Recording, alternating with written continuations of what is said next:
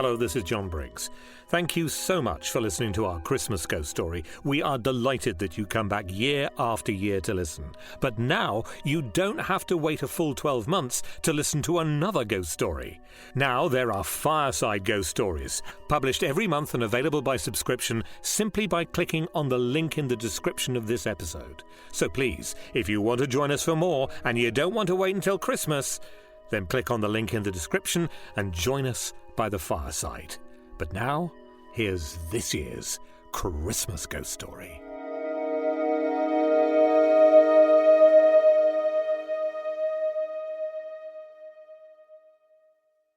So once again, you are so welcome to the Christmas ghost story for this year. It's a classic, a three wishes story that doubles as a horror story and a cautionary tale, reminding us that unintended consequences often accompany the best intentions. It's a widely read story, and therefore you may well know it. It was first published in 1902, and then featured in The Lady of the Barge, published in 1911. It's called The Monkey's Paw, and it's written by a master of ghost story writing, W. W. Jacobs. So as usual, are you sitting uncomfortably? Then we shall begin.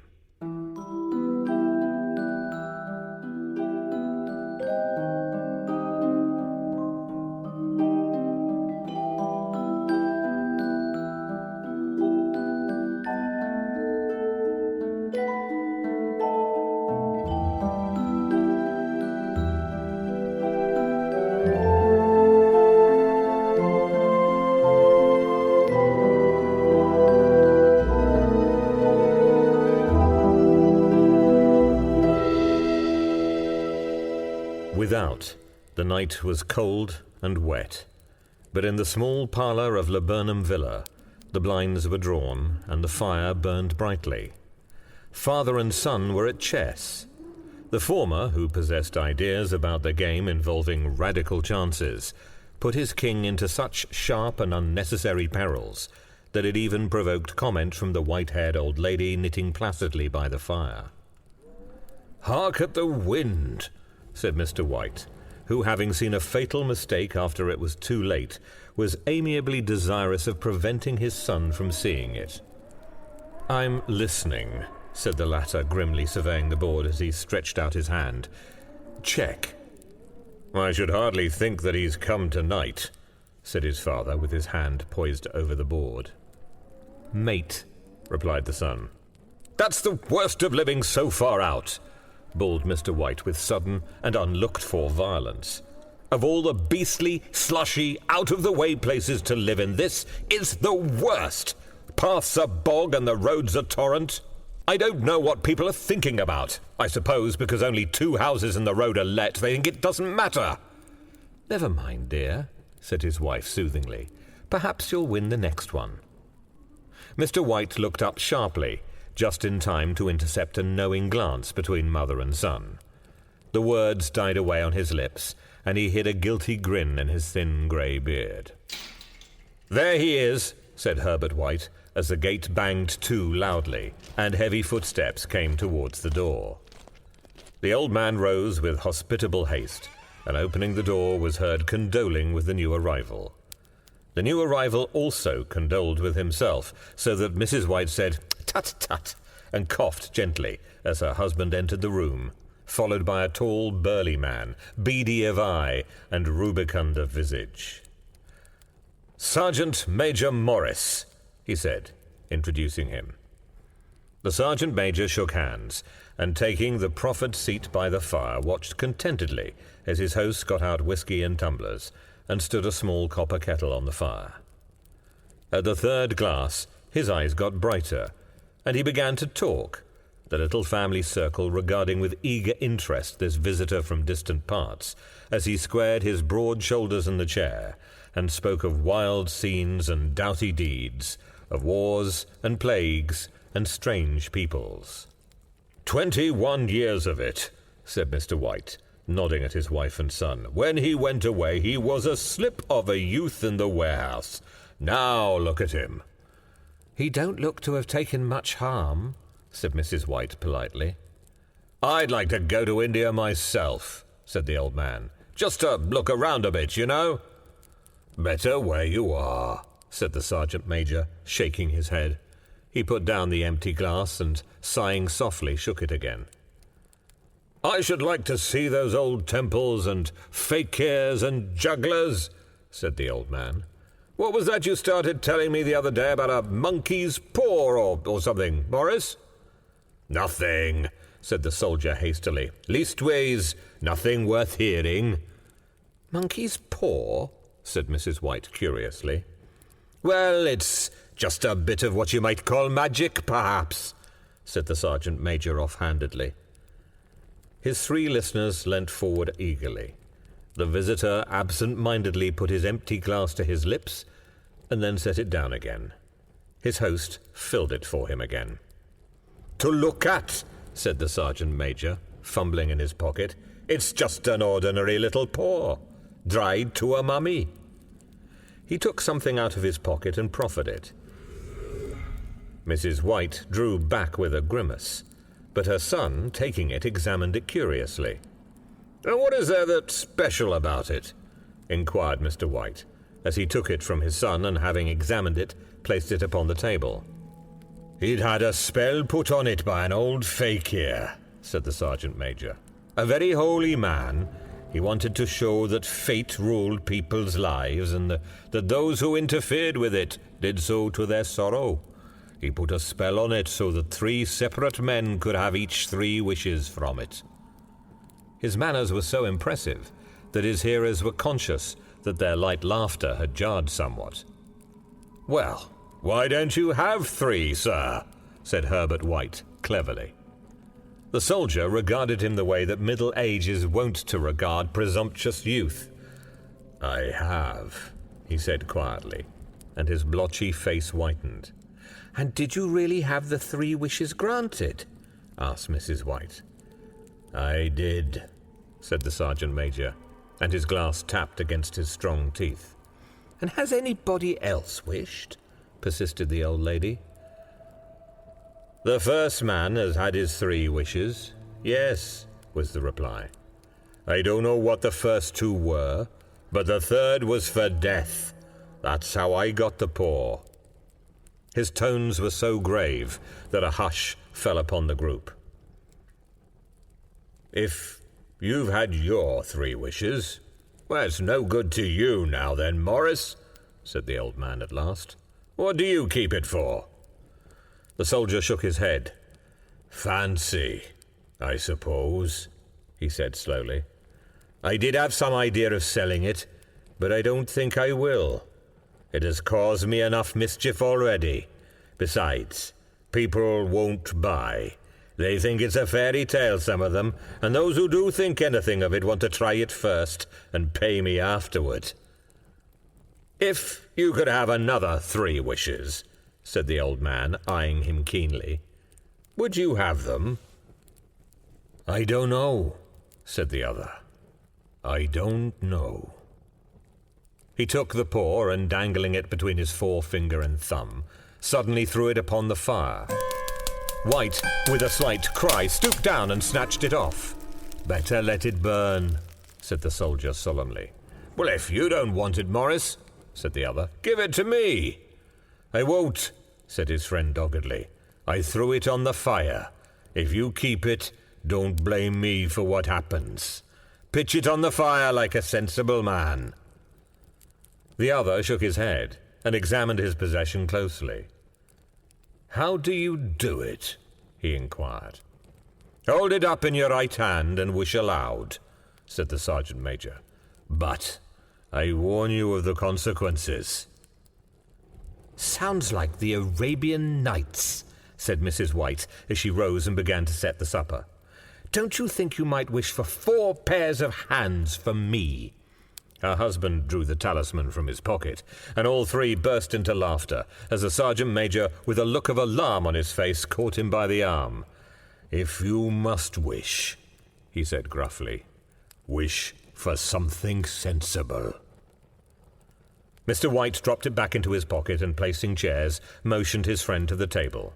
In the business of supper, the talisman was partly forgotten, and afterwards the three sat listening in an enthralled fashion to a second instalment of the soldier's adventures in India.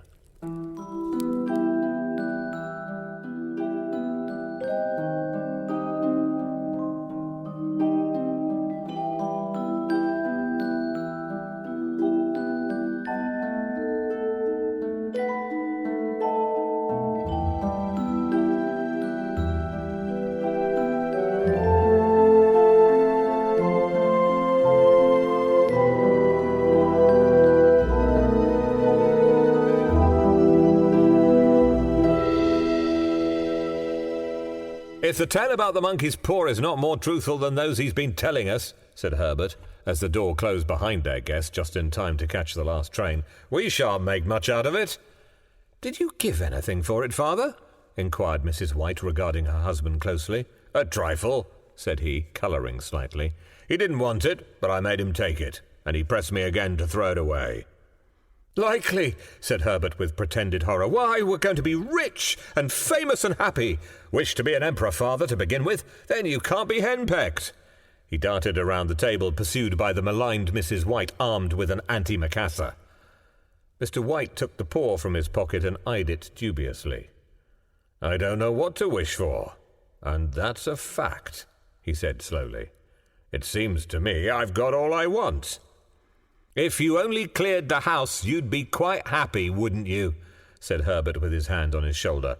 "Well, wish for £200 then. That'll just do it." His father, smiling shamefacedly at his own credulity, held up the talisman as his son, with a solemn face, somewhat marred by a wink at his mother, sat down and struck a few impressive chords. "I wish for £200, said the old man distinctly. A fine crash from the piano greeted his words, interrupted by a shuddering cry from the old man. His wife and son ran toward him. "It moved!" he cried, with a glance of disgust at the object as it lay on the floor. "As I wished, it twisted in my hand like a snake." "Well, I don't see the money," said his son as he picked it up and placed it on the table, "and I bet I never shall." "It must have been your fancy, father," said his wife, regarding him anxiously. He shook his head. "Never mind, though. There's no harm done. But it gave me a shock all the same." They sat down by the fire again while the two men finished their pipes.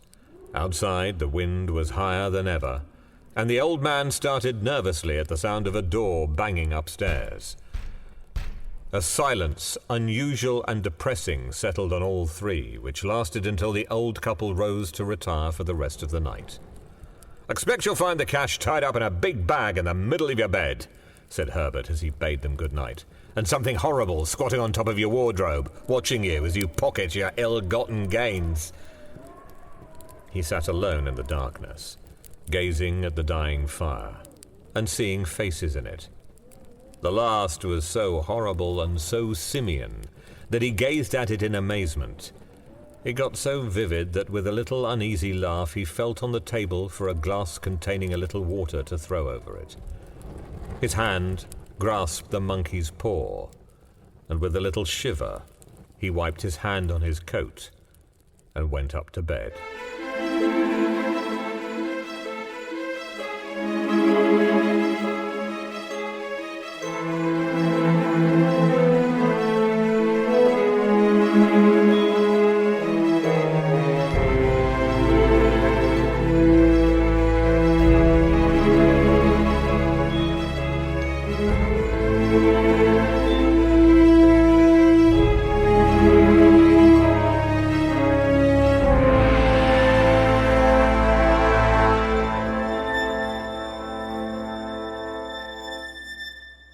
In the brightness of the wintry sun next morning as it streamed over the breakfast table, he laughed at his fears.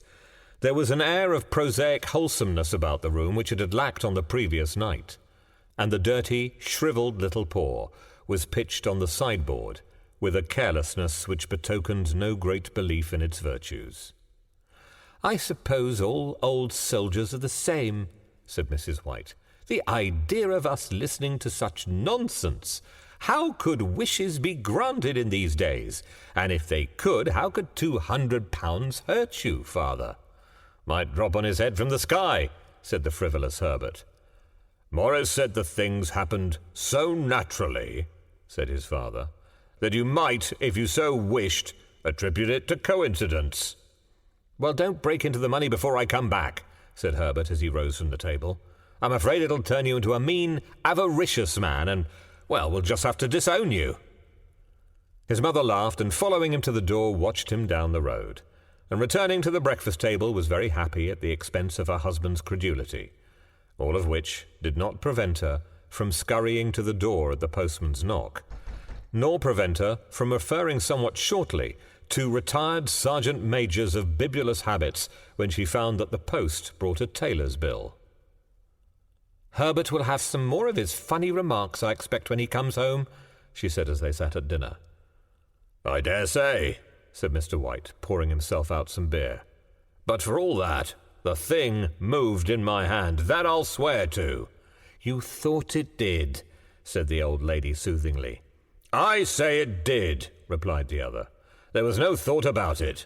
I had just—" "What's the matter?"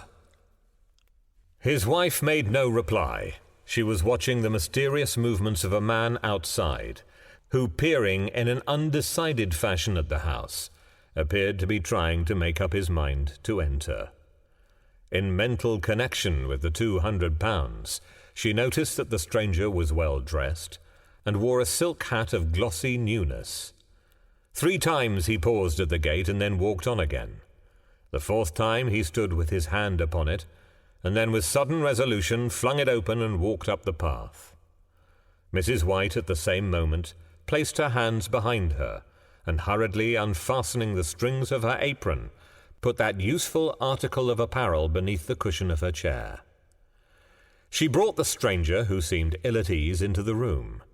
He gazed at her furtively, and listened in a preoccupied fashion as the old lady apologized for the appearance of the room and her husband's coat, a garment which he usually reserved for the garden. She then waited as patiently as her sex would permit for him to broach his business, but he was at first strangely silent. I was asked to call," he said at last, and stooped and picked up a piece of cotton from his trousers. I come from Moore and Meggins." The old lady started. "Is anything the matter?" she asked breathlessly. "Has anything happened to Herbert? What is it? What is it?" Her husband interposed. There, mother," he said hastily. "Sit down and don't jump to conclusions. You've not brought bad news, I'm sure, sir," and eyed the other wistfully. I'm sorry," began the visitor. "Is he hurt?" demanded the mother wildly. The visitor bowed in assent. "Badly hurt," he said quietly, "but he's not in any pain." "Oh, thank God! Thank God for that! She broke off as the sinister meaning of the assurance dawned on her, and she saw the awful confirmation of her fears in the other's averted face. She caught her breath, and turning to her slower-witted husband, laid her trembling hand on his. There was a long silence. "He was caught in the machinery," said the visitor at length in a low voice. "Caught in the machinery," repeated Mr. White in a dazed fashion. "Yes." He sat staring out the window, and taking his wife's hand between his own, pressed it as he had been wont to do in their old courting days nearly 40 years before. "He was the only one left to us," he said, turning gently to the visitor. "It is hard." The other coughed and, rising, walked slowly to the window. "The firm wishes me to convey their sincere sympathy with you in your great loss," he said, without looking round. "I beg that you will understand I am only their servant and merely obeying orders." There was no reply. The old woman's face was white, her eyes staring and her breath inaudible. On the husband's face was a look such as his friend the sergeant might have carried into his first action.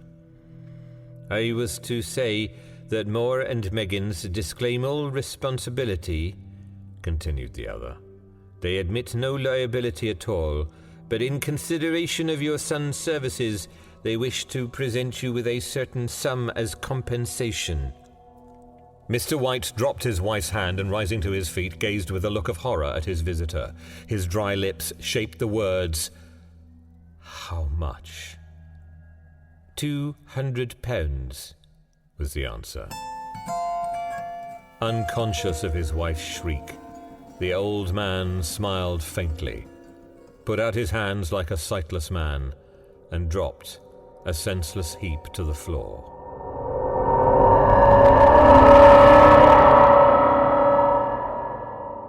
In the huge new cemetery some 2 miles distant, the old people buried their dead and came back to the house steeped in shadows and silence.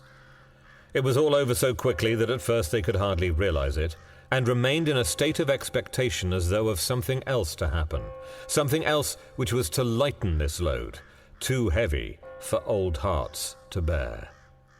But the days passed, and expectations gave way to resignation.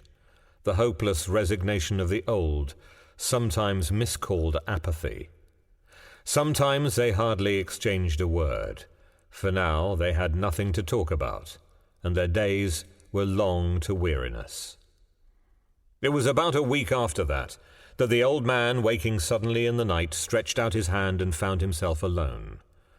The room was in darkness, and the sound of subdued weeping came from the window. He raised himself in bed and listened. "Come back," he said tenderly. "You will be cold."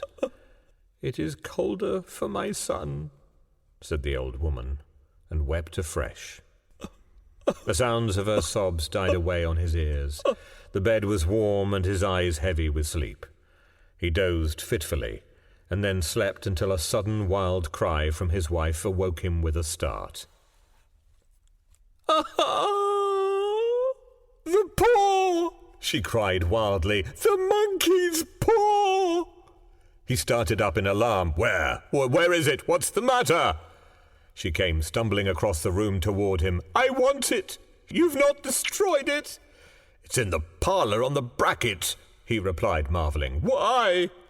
She cried and laughed together, and bending over kissed his cheek. "I only just thought of it," she said hysterically. "Why didn't I think of it before? Why didn't you think of it?" "Think of what?" he questioned. "The other 2 wishes," she replied rapidly. "We've only had one." "Was one not enough?" he demanded fiercely. "No," she cried triumphantly. "We'll have one more. Go down and get it quickly and wish our boy alive again." The man sat in bed and flung the bedclothes from his quaking limbs. "Good God, you are mad!" he cried aghast. "Get it!"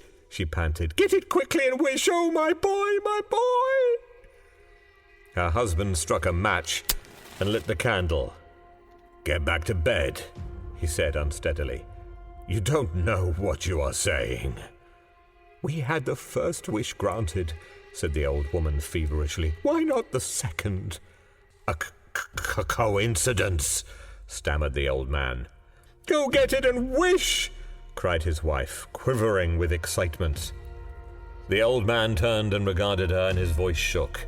"He has been dead 10 days, and besides, I would not tell you else, but I could only recognize him by his clothing. If he was too terrible for you to see then, how now?" "Bring him back," cried the old woman, and dragged him towards the door. "Do you think I fear the child I have nursed?" He went down in the darkness and felt his way to the parlour, and then to the mantelpiece. The talisman was in its place, and a horrible fear that the unspoken wish might bring his mutilated son before him ere he could escape from the room seized up on him, and he caught his breath as he found that he had lost the direction of the door. His brow cold with sweat, he felt his way around the table and groped along the wall until he found himself in the small passage with the unwholesome thing in his hand. Even his wife's face seemed to change as he entered the room. It was white and expectant, and to his fears seemed to have an unnatural look upon it. He was afraid of her. "Wish!" she cried in a strong voice. It is foolish and wicked," he faltered. "Wish!" repeated his wife. He raised his hand. "I wish my son alive again." The talisman fell to the floor, and he regarded it fearfully. Then he sank trembling into a chair as the old woman with burning eyes walked to the window and raised the blind. He sat until he was chilled with the cold, glancing occasionally at the figure of the old woman peering through the window. The candle end, which had burned below the rim of the china candlestick, was throwing pulsating shadows on the ceilings and walls, until, with a flicker larger than the rest, it expired. The old man, with an unspeakable sense of relief at the failure of the talisman, crept back to his bed, and a minute afterwards the old woman came silently and apathetically beside him. Neither spoke, but sat silently listening to the ticking of the clock. A stair creaked, and a squeaky mouse scurried noisily through the wall. The darkness was oppressive, and after lying for some time, screwing up his courage, he took the box of matches, and striking one, went downstairs for a candle. At the foot of the stairs the match went out, and he paused to strike another, and at the same moment a knock came so quiet and stealthy as to be scarcely audible, sounded on the front door. The matches fell from his hand and spilt in the passage. He stood motionless, his breath suspended until the knock was repeated. Then he turned and fled swiftly back to his room and closed the door behind him. A third knock sounded through the house. "What's that?" cried the old woman, starting up. "A rat," said the old man in shaking tones. "A rat. It passed me on the stairs." His wife sat up in bed listening. A loud knock resounded through the house. "It's Herbert." She ran to the door, but her husband was before her and, catching her by the arm, held her tightly. "What are you going to do?" he whispered hoarsely. "It's my boy! It's Herbert!" she cried, struggling mechanically. "I forgot it was 2 miles away. What are you holding me for? Let go! I must open the door!" "For God's sake, don't let it in!" cried the old man, trembling. "You're afraid of your own son!" she cried, struggling. "Let me go! I'm coming, Herbert! I'm coming!" There was another knock, and another. The old woman with a sudden wrench broke free and ran from the room. Her husband followed to the landing and called after her, appealing as she hurried downstairs. He heard the chain rattle back and the bolt drawn slowly and stiffly from the socket. Then the old woman's voice, strained and panting. "The bolt!" she cried loudly. "Come down! I can't reach it!" But her husband was on his hands and knees, groping wildly on the floor in search of the paw. If only he could find it before the thing outside got in. A perfect fusillade of knocks reverberated through the house, and he heard the scraping of a chair as his wife put it down in the passage against the door. He heard the creaking of the bolt as it came slowly back, and at the same moment he found the monkey's paw and frantically breathed his third and last wish. The knocking ceased suddenly, although the echoes of it were still in the house. He heard the chair drawn back and the door open. A cold wind rushed up the staircase, and a long, loud wail of disappointment and misery from his wife gave him the courage to run down to her side and then to the gate beyond. The street lamp, flickering opposite, shone on a quiet and deserted road.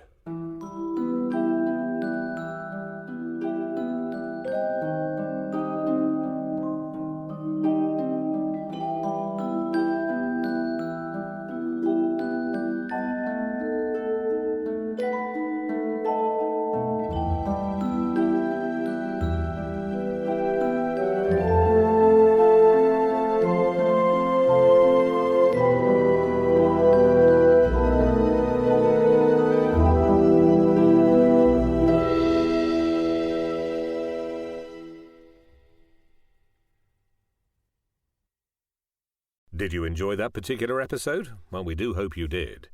If you don't want to wait another 12 months until another ghost story turns up, then you might like to find our Fireside Ghost Stories.